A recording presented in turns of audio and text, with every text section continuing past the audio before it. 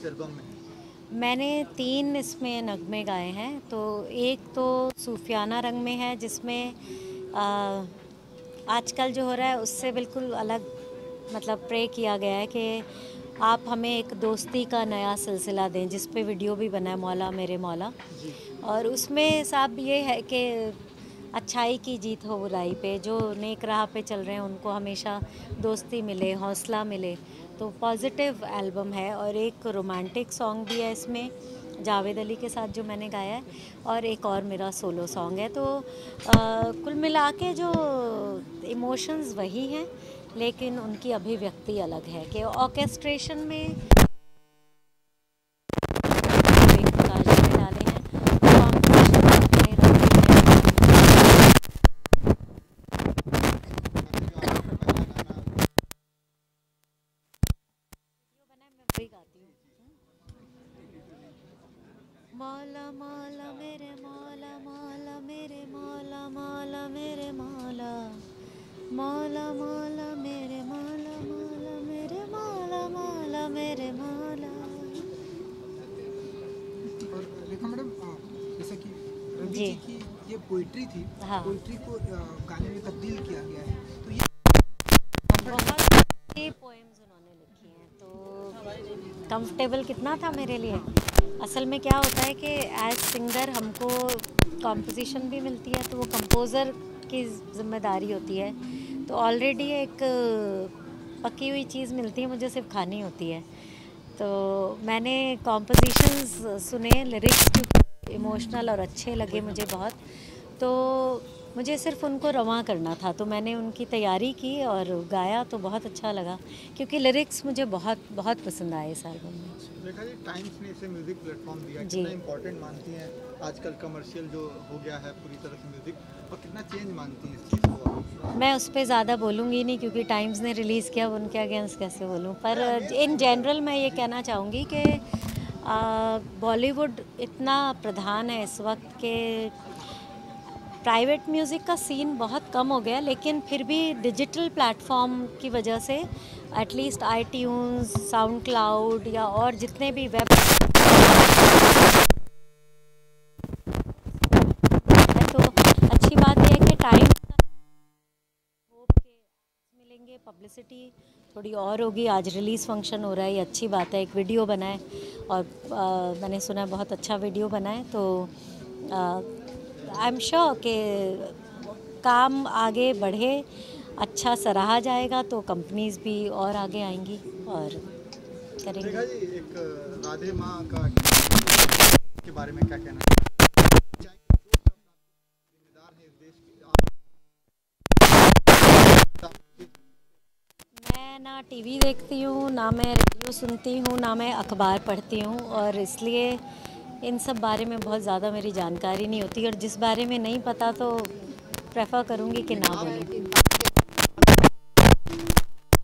आपके अंदर भी तो भगवान है, उसको तो देखना नहीं, में भगवान जो भगवान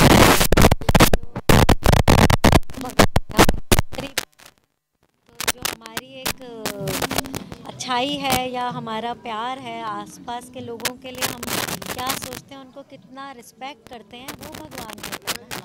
धर्म और आस्था के नाम पे जो भी चीज़ें गलत होती है, क्या वो सही है या गलत? बस इतना मैं आपसे मेरी इतनी समझ लास्ट नहीं है, कमेंट, नहीं रियली बस आप सॉरी, क्योंकि बोलिए। आपने बड़ा गलत सवाल किया। मुझे सिर्फ अपने बारे में पता है, और अपने बारे में मेरे सबसे बड़ा धर्म है प्यार, और मेरे में भी आवाज़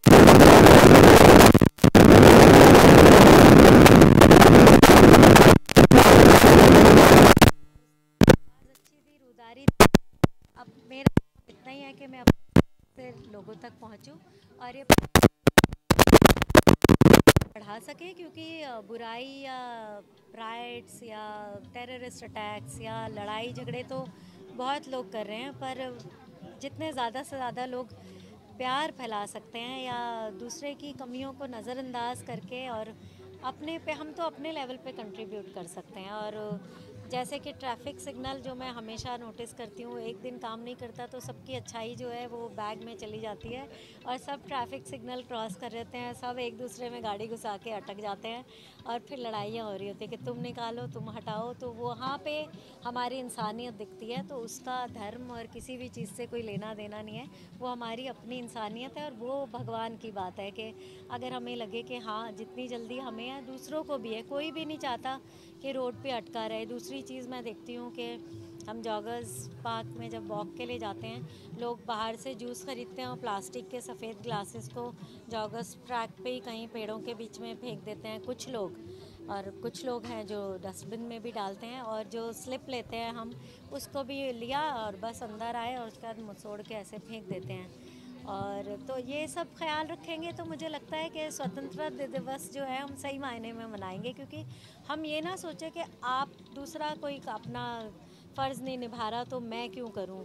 मुझे लगता है कि जो मेरा फ़र्ज़ है अपने लेवल पे, मैं तो वही कंट्रीब्यूट कर सकती हूँ एक बेहतर एनवायरनमेंट के लिए, एक बेहतर वर्ल्ड बनाने के लिए, एक बेहतर देश बनाने के लिए। और क्योंकि मुझे बहुत खुशी है और मैं बहुत प्राउड फील करती हूँ, फॉर्चुनेट भी फील करती हूँ कि हम भारत जैसे देश में पैदा हुए हैं, कि जहाँ की संस्कृति इतनी पुरानी, इतनी रिच है, हमारा कल्चर, उसको हम जितना बढ़ा सकते हैं और अपने लेवल पे हमें सिर्फ अपना करना चाहिए। तो happy independence day once again to all of you. Ravi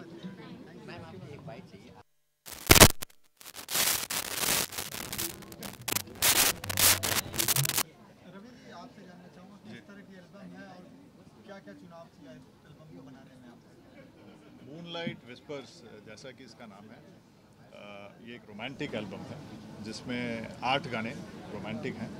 और ये इस तरह से रोमांटिक हमने नाम भी लिया है मूनलाइट विस्पर्स कि जैसे चांद जब खिलता है और जब तक वो ढलता है, जैसे उसके डिफरेंट रूप नज़र आते हैं, उसी तरह रोमांस के डिफरेंट रूप क्या हो सकते हैं वो इन गानों में आपको मिलेंगे। उसके बाद हमें लगा कि रोमांस का अगर हम थोड़ा सा बड़ा मतलब देखें तो प्रेम है, तो एक हमने सारे विश्व के प्रेम के लिए एक यूनिवर्सल ब्रदरहुड के लिए एक गाना बनाया जो रेखा जी ने गाया है। और वो गाना बहुत ही सुंदर इन्होंने गाया है, मेरे मौला तू सबकी दुआओं का सिला देगा। इस गाने को लिखने के पीछे क्या क्या थॉट थे आपके और कैसे आपको लगा कि रेखा जी इसको परफेक्ट तरीके से गा लें? देखिए, रेखा जी तो बहुत सारे सॉन्ग को और शायद सभी को परफेक्ट तरीके से गा सकती हैं, लेकिन इस गाने में एक जो यूनिवर्सल ब्रदरहुड है उसके लिए एक स्पेशल वॉइस की ज़रूरत थी और उससे ज़्यादा एक भाव की ज़रूरत थी। जो चूँकि रेखा जी सूफियाना म्यूज़िक काफ़ी गाती हैं, तो हमें ऐसा लगा, हमें और विवेक को, कि रेखा जी के अलावा किसी की और इतनी सूटेबल आवाज़ इस गाने के लिए नहीं हो सकती। इसीलिए हम रेखा जी के पास गए और थैंक यू रेखा जी कि आपने उसको एक्सेप्ट इनसे अच्छा कोई गा नहीं सकता था। जी, रेखा जी, आपसे जानना चाहेंगे जब इन्होंने आपको ब्रीफ किया तो क्या चीज़ें आपके दिमाग में आई? जो यूनिवर्सल ब्रदरहुड की बात आई, जो प्रेम की बात आई, जो मैं अभी पहले भी बोल रही थी कि मुझे लगता है कि बस यही काम है मेरा कि प्यार मेरा धर्म है और प्यार को फैलाना अपने म्यूज़िक के थ्रू। और अगेन कि रोमांस का जो सूफियाना उसमें जो कलाम में बात होती है कि ऊपर वाले से आप रोमांस करते हैं, खुदा से, और वो आपके लिए बिलवड, आप उसकी बनते हैं और वो आपका बिलवड है। तो और उसके लिए जाने का तरीका, वो जानने का तरीका, जाने का तरीका लोगों से ही है। भाईचारे, प्यार, कभी आप में दिखे खुदा, कभी विवेक में दिखे, कभी अपने भाई में दिखे, पति में दिखे, बच्चे में दिखे। तो वो रिश्तों से ही वो रास्ता मिल सकता है। तो इसलिए उस नगमे में वो रूहानी जो बात है ना, तो वो दैट अट्रैक्टेड मी मोस्ट। तो जी, विवेक जी ने जब वो ब्रीफ दिया, लिरिक्स हमने सुने, तो फिर वो अपने आप ही अच्छा लग रहा था।